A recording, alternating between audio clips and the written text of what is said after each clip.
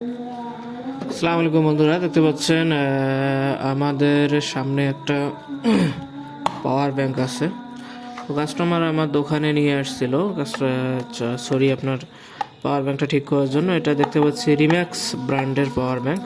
তো এই পাওয়ার ব্যাংকটা এখানে টেপ মারা আছে, তো এগুলোকে আমাদেরকে খুলতে হবে এই টেপগুলা।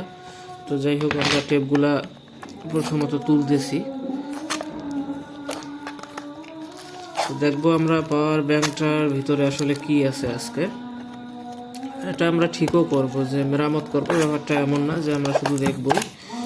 এটা কিন্তু আমরা ঠিকও করব, যে পাওয়ার ব্যাংকটা আসলে কিভাবে ঠিক করা যায়।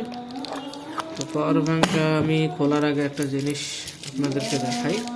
তো দেখতে পাচ্ছেন পোর্টসগুলো আপনাদেরকে দেখাই। এখানে আউটপুট পোর্টস একটা আছে, ডিসি 2.1 এম্পিয়ার ম্যাক্সিমাম।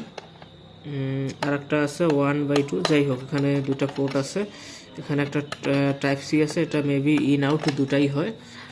আর এখানে একটা টাইপ বি আছে, এটা দিয়ে চার্জিং ইন হয়। তো যাই হোক, এটা আমরা এখন খুলতেছি। তো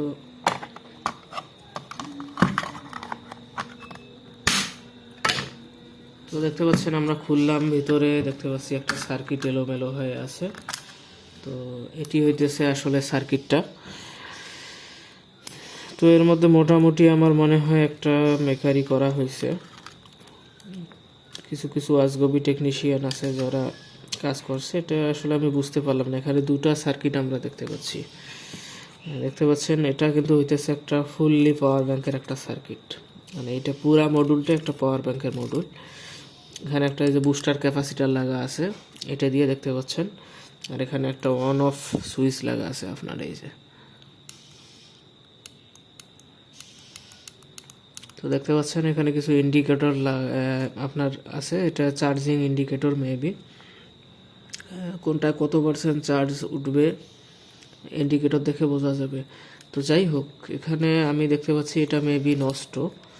তো হ্যাঁ, এটা নষ্টই হবে, কারণ এখানে কিছু পার্টস ছিল, এখানে কিছু পার্টস পাতি ছিল দেখতে পাচ্ছি, এগুলো নাই। তো এখানে কিছু একটা ছিল নাই। তো এইটা হইতেছে আবার সেকেন্ডারি আর একটা আপনার পাওয়ার ব্যাংকের সার্কিট। সেটা এভাবে আমি বুঝলাম। দেখতে পাচ্ছেন এখানে কিন্তু একটা বাটনস আছে, আমি আপনাদেরকে দেখাই। এই যে দেখতে পাচ্ছেন এখানে কিন্তু একটা বাটনস আছে, এই যে বাটন। এই যেখানে আবার একটা এলইডি লাইটও আছে। আর এইখানে আছে দেখেন একটা বুস্টার কয়েল, যেমনটা এই সার্কিটের মধ্যে একটা বুস্টার কয়েল। কারণ একটা পাওয়ার ব্যাংকের সার্কিটে দুইটা বুস্টার কয়েল থাকা কথা না। আর এই পাওয়ার ব্যাংকের সার্কিটটার আউটপুট দেখেন ডাইরেক্ট জাস্ট এই পোর্টটার মধ্যে আউটপুট দেওয়া হয়েছে, এই পোর্টটার মধ্যে। আমার মনে হয় এই সার্কিটটা যে কোনো কারণে এটা ড্যামেজ হয়েছিল বা নষ্ট হয়েছিল। তো পরবর্তীতে টেকনিশিয়ান বুদ্ধি খাটিয়ে এই সার্কিটটি লাগিয়ে দেয়। তো এই সার্কিটের পিছনে আমরা যদি দেখি তাহলে মোটামুটি অনেক কম্পোনেন্টই দেখতে পাচ্ছি। এখানে যে চার্জিং লাইন আছে, চার্জিং লাইনের এটা নেগেটিভ, এটা পজিটিভ। পজিটিভটা এখানে একটা লাল তার দিয়ে লাইন সংযোগ করে এখানে জাম্পার করে দেওয়া হয়েছে আপনার এই চার্জিং পোর্টের সঙ্গে। কারণ মাইনাস তো মাইনাসের সঙ্গে কানেক্টই আছে, প্লাসটা জাস্ট শুধু পজিটিভটা দেখতে পাচ্ছেন, এই যে পজিটিভ ট্রিপ, এইটা এই দিক থেকে এসে এই যে আপনার এইখানে সংযোগ হয়েছে। তো যখন আপনি এই পোর্টের মধ্যে চার্জিং সংযোগ দিবেন, তখন কিন্তু এই চার্জিংটা সরাসরি আপনার এই বোর্ডে কাজ করবে। আর এখানে তো আপনারা দেখতেই পাচ্ছেন যে দুটো তার আছে।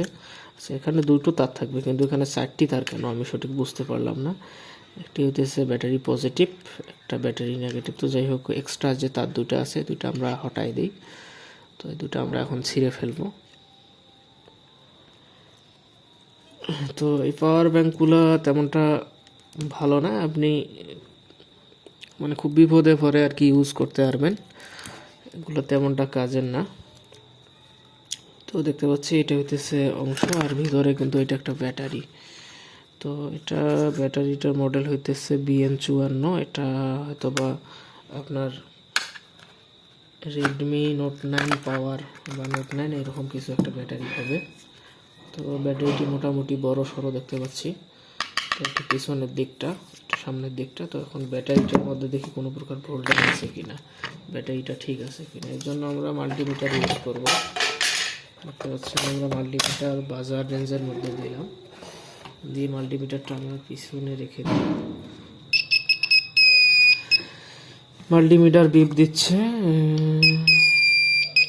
আমাদের ব্যাটারিটির মধ্যে একটু হলেও চার্জ আছে, তো আমরা পরবর্তীতে এটি মেরামত করব। মেরামত করার ভিডিওটি আপনারা আমাদের চ্যানেলে পেয়ে যাবেন, তাই সাবস্ক্রাইব করে আমাদের পাশেই থাকুন। ধন্যবাদ।